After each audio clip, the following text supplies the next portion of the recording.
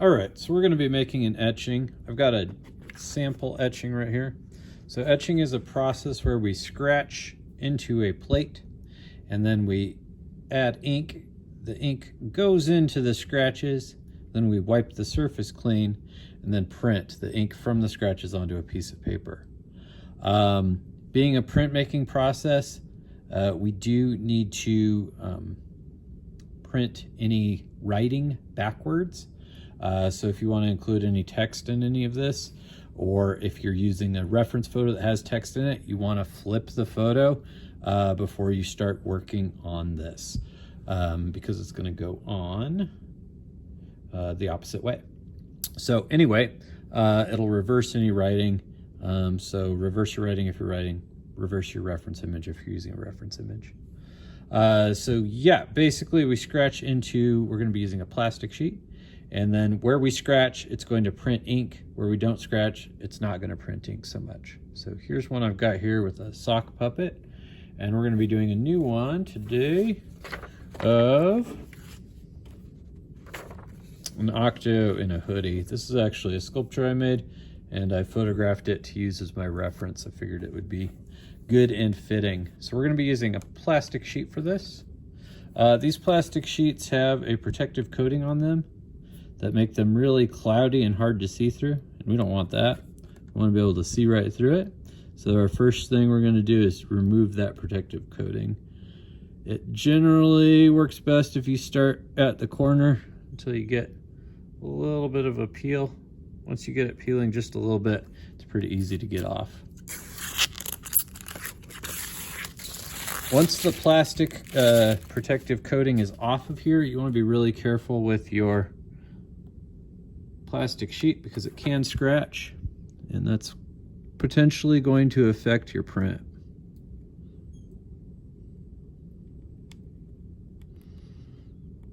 This is stimulating, I know. Just absolutely riveting.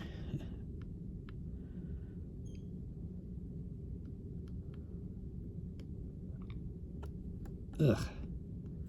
All right, there we go. I caught a little corner, and then you can peel the rest of it.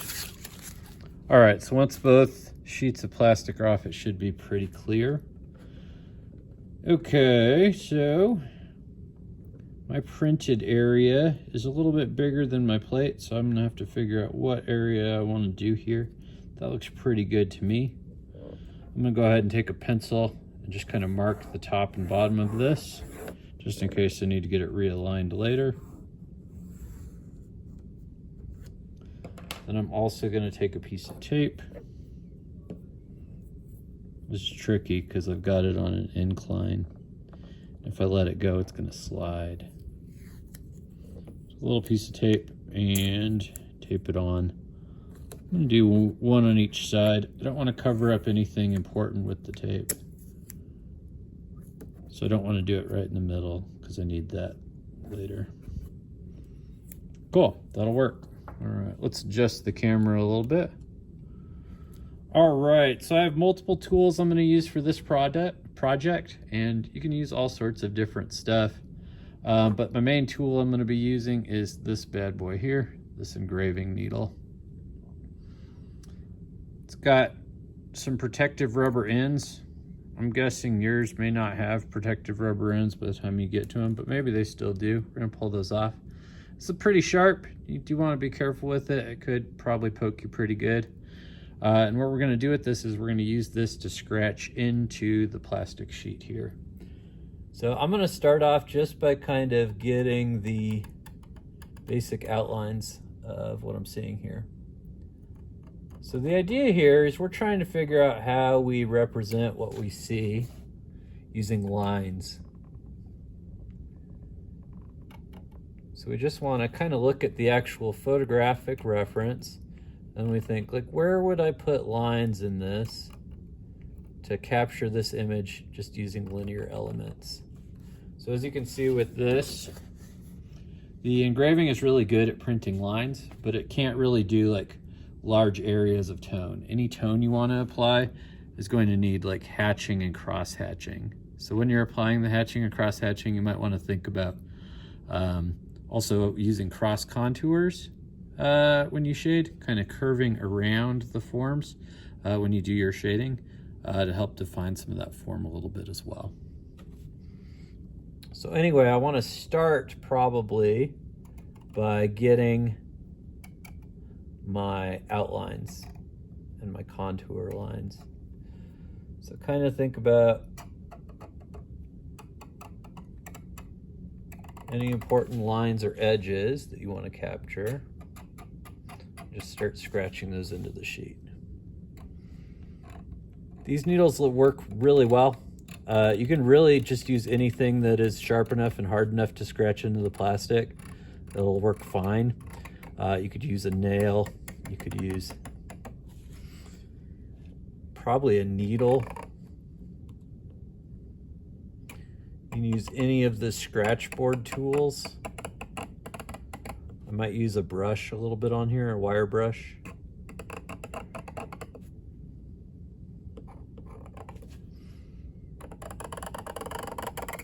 You can also kind of repeat some of these lines if you want them to be darker or thicker. We're just going to kind of work our way through and get all of the main contours here. All right, so I'm gonna work through the rest of this now. I'm probably gonna speed things up so you don't have to watch me do the whole thing. You don't have to listen to the scratchy noises because those might be a little annoying. But anyway, I will see you in the future. I'm gonna zoom there.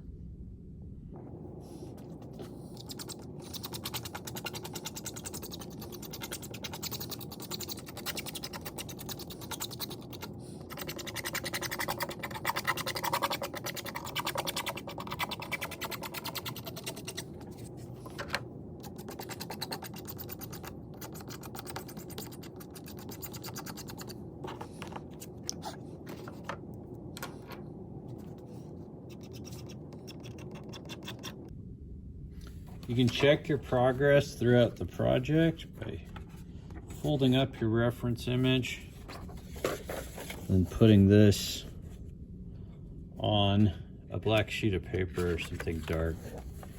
So there you can see how it's coming along. It's a little hard to see everything, but you can see my line work there.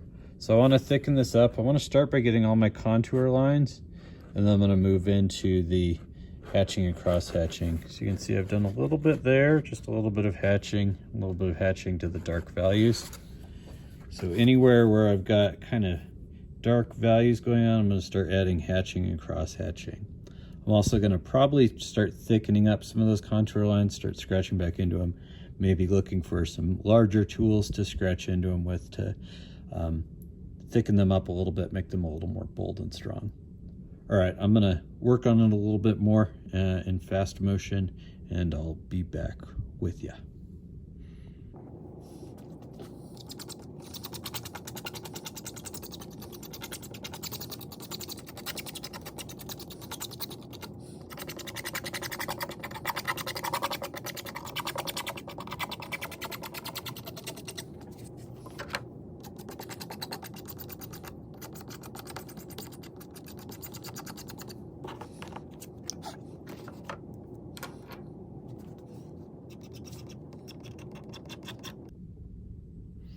All right, so we're gonna add a couple more things to this.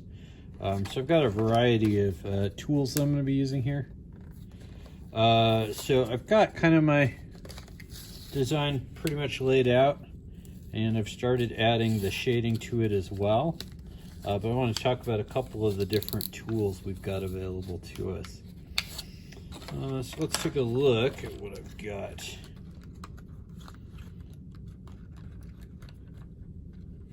So I think the main things we want to look at are, we've got some styluses.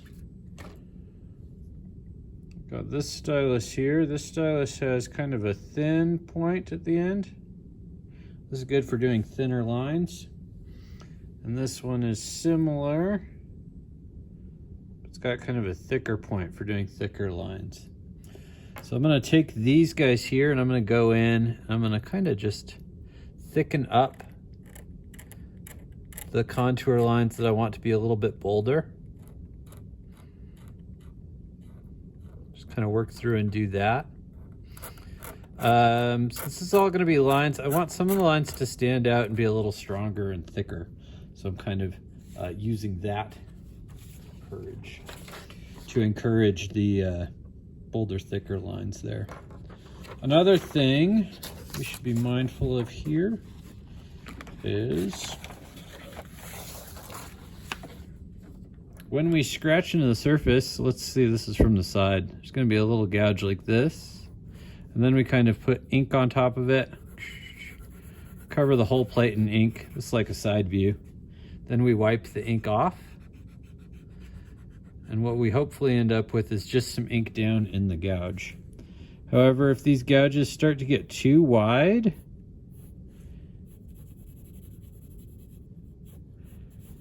then when we wipe off and clean the plate,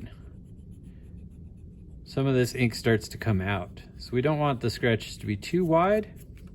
So we gotta be careful with that. But we do wanna kind of increase the width a little bit. If the inside of the lines is also kind of scratched and textured, that'll help retain some of that ink as well. All right, so the other tool that I wanted to show you that I think would be useful for this is a brush, wire brush. Here's my wire brush here. And the wire brush can be used to add a little bit more shading. So you can kind of use it as a shading tool, just kind of get some random scoring, hatching and cross hatching in there. We could also use it to kind of differentiate the background here. So I'm gonna kind of scratch in here. It's a little harder to control, a little more random, but it also gets work done quite a bit faster than just using a needle or one of the styluses.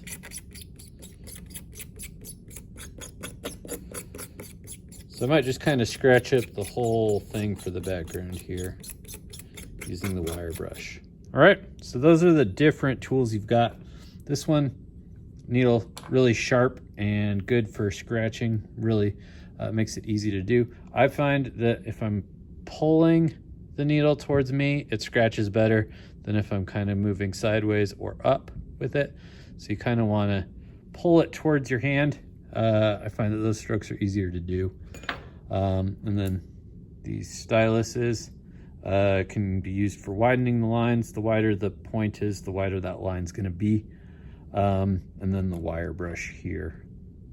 I think those are the main tools you're going to want for the engraving. All right, so I'm going to go back to fast forward and get a little more work done on here, and we'll check back in a few.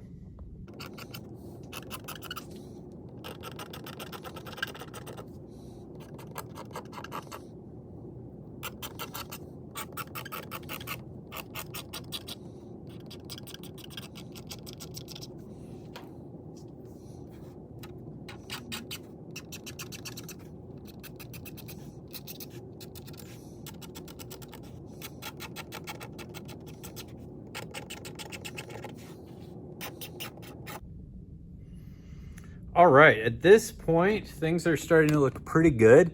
So I'm gonna go ahead and try pulling a print off of this and see where we're at. And I'm gonna show you how to do that. So we're gonna start by wetting some paper and getting that ready to go. Okay, so I've been soaking my watercolor paper in this tray here.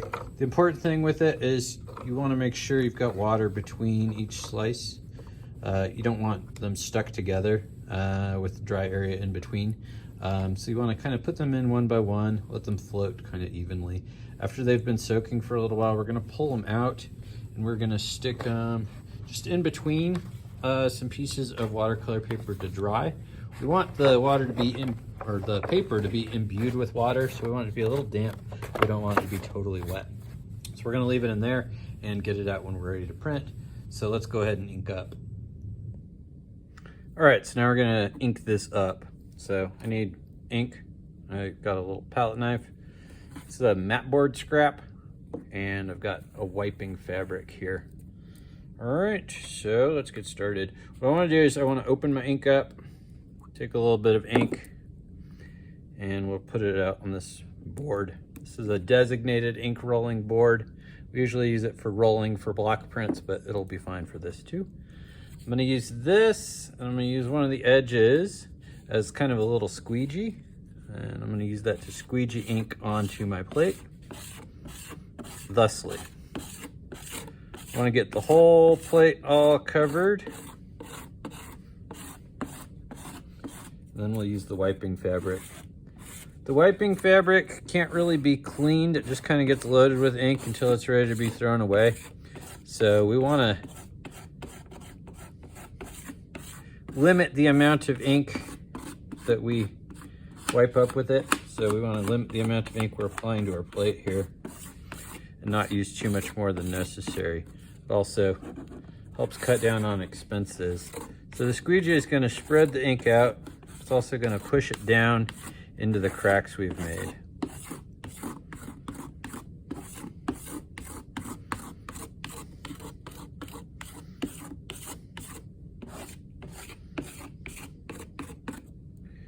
Get a little more ink. That's plenty.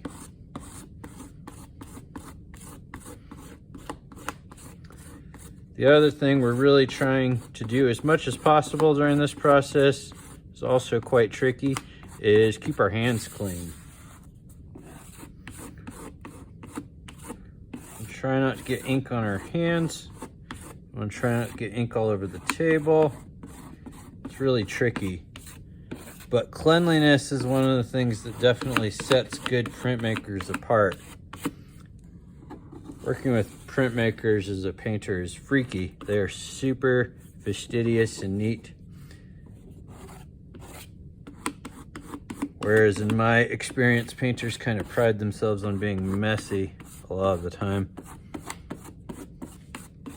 All right, so we got that pretty well smudged with ink. Now we're gonna take the wiping fabric and we wanna wipe this off. So the ink that remains on the plate is what's called plate tone. And how much plate tone you have is a matter of preference. But you can also do some interesting things with it. So let's get this cleaned off. I'm just gonna print this guy straight, see what we get since we're just doing a test print here. But one of the things you can do with the plate tone is you can take a Q-tip and just kind of wipe off highlights. So you'll have kind of a medium tone on the rest of the plate, but anywhere you wipe off, there'll be a nice bright highlight. So that can be a kind of cool way to play with this. All right, so now you can see kind of what the print's gonna look like.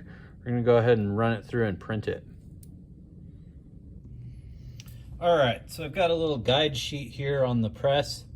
This is to line everything up, get it to print in a nice spot. If we're doing more than one color, this is really important. We're just doing one color for this. So it's just kind of to keep it neat and well placed. Don't need to worry too much. So we're gonna put this down inside the central box here. Now is where I wanna make sure my hands are clean because I'm gonna be handling my watercolor paper. I don't wanna get it dirty. Clorox wipe works really good for this. So I like to keep one around while I'm doing this. I'm gonna grab paper, I'll be right back.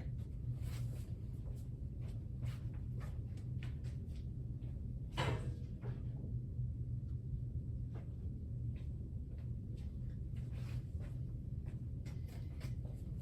gonna lay my paper down, starting up at this corner and trying to line up with the box there. Good, all right. Now I'm going to take the blanket, that's what this is called. I'm gonna lay it down on top and I'm gonna roll it through. So here we go.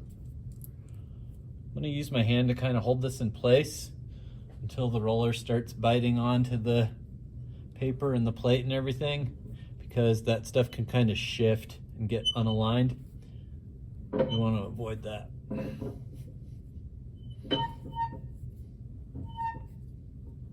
All right, once it's through the roller, I don't have to worry so much. See, it's all going under the roller. Once my printing area is free of the roller, I can pop it out and see. I'm gonna take the blanket, sneak it back here. better view here. And we will peel the print. All right, so there we go. There's our finished print there.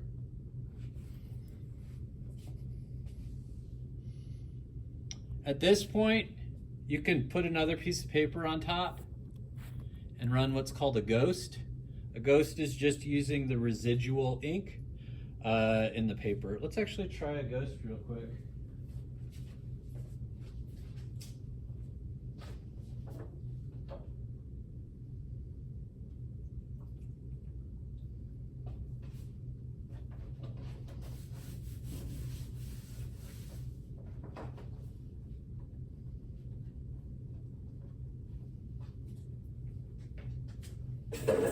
All right, just for funsies, we're gonna see how the ghost looks.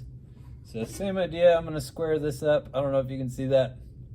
I'm squaring it up, putting the paper down on top. And we'll run it back through. Blanket goes back down, all that nice and smooth. We'll run through backwards. Press goes both ways, doesn't really matter which way you're running it. At least as far as I can tell so far.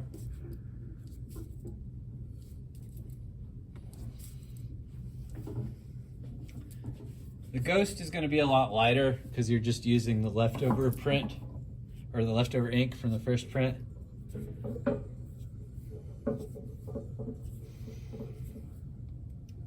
But sometimes they're pretty cool. So you can see, quite light. Probably lighter than we'd ever want it to be. All right.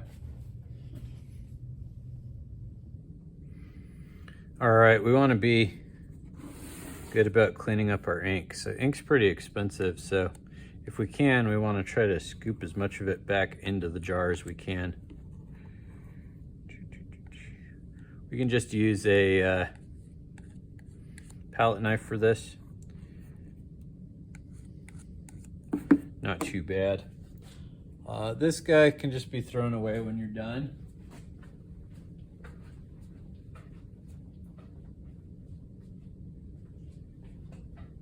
And if you still have it, the wipe will be good for cleaning the ink off. It'll work pretty well. This is my Clorox wipe I was using to clean my fingers earlier. Not to be confused with my ink wiping fabric. The ink wiping fabric looks and feels like a dryer sheet. It's very distinctive in texture. So that's what it looks like. But if you're not familiar with the two, it might be hard to tell the difference. Clorox wipe, ink wiping fabric. All right. So yeah, you just want to make sure you clean all the ink off of everything before you put it up and try to get as much ink back into the jar as possible so we're not wasting too much.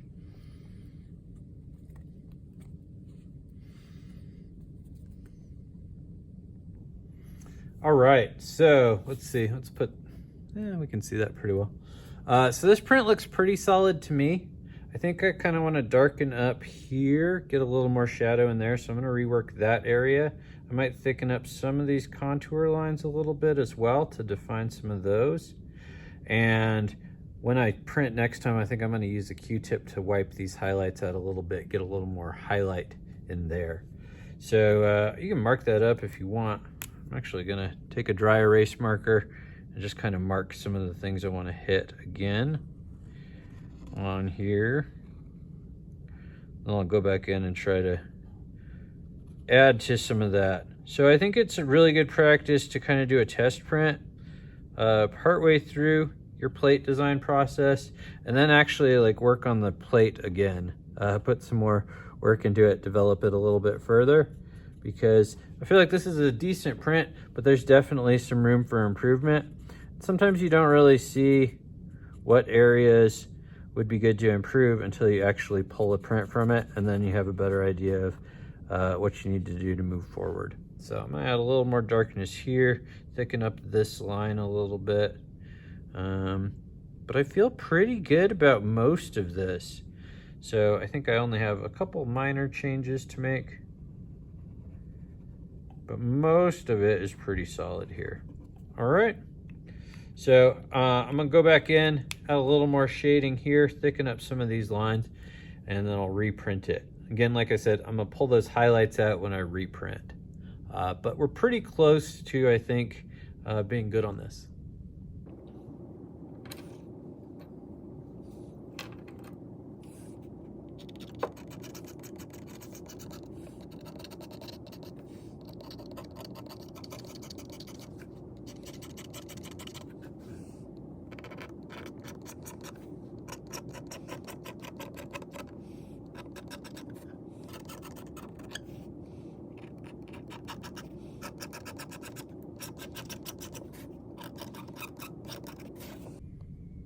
All right, I'm gonna try one more print. Worked on this a little bit more, trying to emphasize some of those areas we were talking about.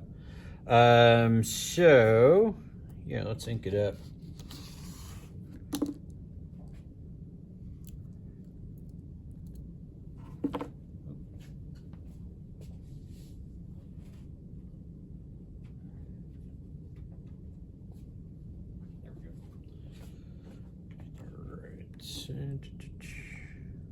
This time I'm going to use a Q-tip to add some highlights there.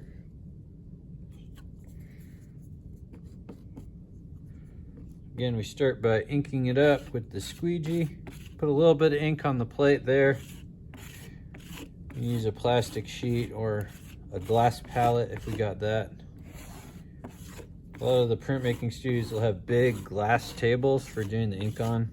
That's super handy.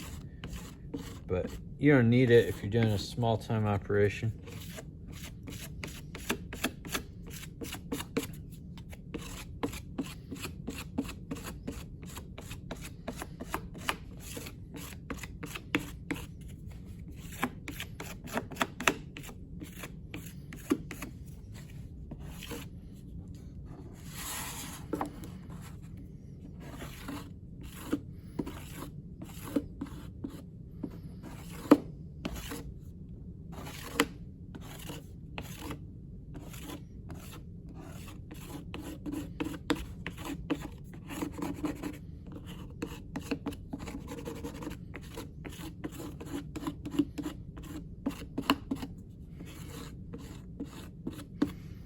All right, good enough.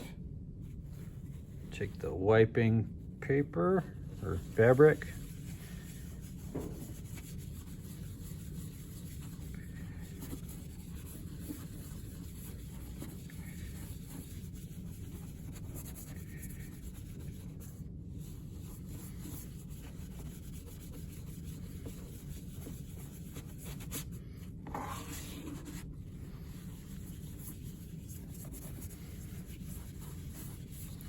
So I want to leave a little bit of plate tone on here. So I'm not going to go too crazy wiping. But then I'm going to pull out highlights with my Q-tip. I'm going to do highlights kind of up here, anywhere the light's hitting directly. And you can see where that polishes off. Adding the highlights can add a lot of depth and complexity to these. Definitely a cool move.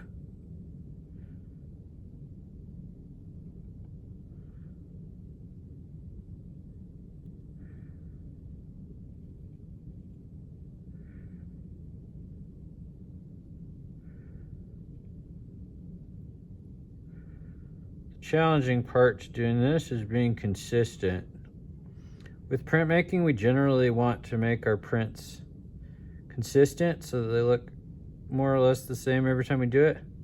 So you got to be careful with where you pull your highlights. So you might keep your first print you pull, or the first one that you're happy with, kind of use it as a guide so that you can remember to clear any highlights you want to clear on subsequent prints.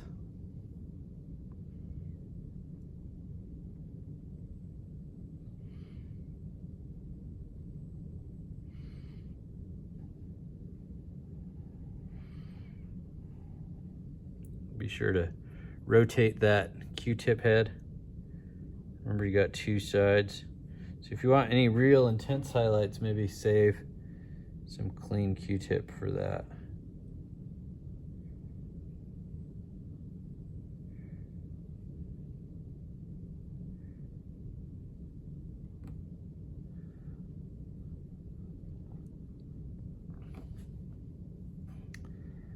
All right, that looks pretty decent to me. Let's see. Where else I want more? Here. Maybe a little bit here. I don't want to get too complex with the highlights. We have to do them every time. All right, that looks pretty good. So let's try printing it. All right, so I've got my plate positioned in the box here. Now I'm gonna lay the paper on top.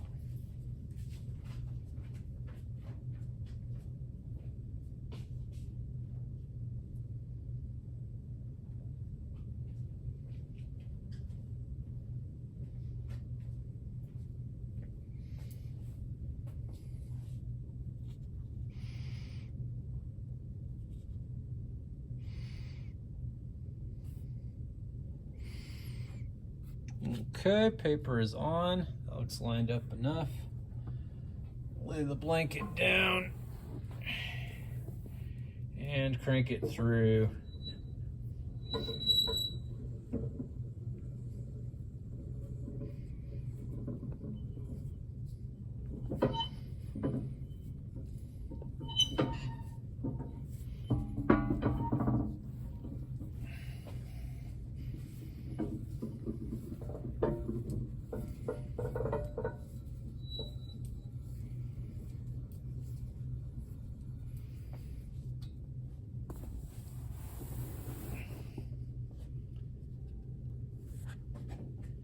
All right,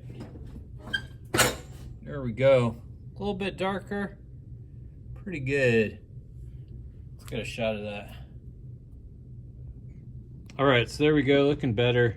It's still a little light in this area for my taste, so I might go back and make that a little bit darker. But for purposes of this demo, I think we're pretty well set. So that's a basic idea. So yeah, there you go, plastic sheet. Engraving and printing. You want to number these. We'll talk about how to number them as well. Okay, there we go. All right, the last thing we want to do is number and sign the prints. We're going to do this for each of them. So prints are in sets called editions, and an edition is usually of a set number. It's like a limited edition thing, so you'd have maybe 50 total. For example, maybe you do 50, maybe you do 100. You can do any number. Eventually the plate will wear out, but aside from that limit, you can really do an addition of however many you want. And then you do kind of a fraction and which one this is. So that would be 1 out of 50 if I was doing 50 of these. Let's pretend I'm doing 50 of these. So we'll number this 1 out of 50. Everything is done in a specific place for this, and it's traditionally done with a pencil because it's supposed to be harder to forge. In the center here, you want the title.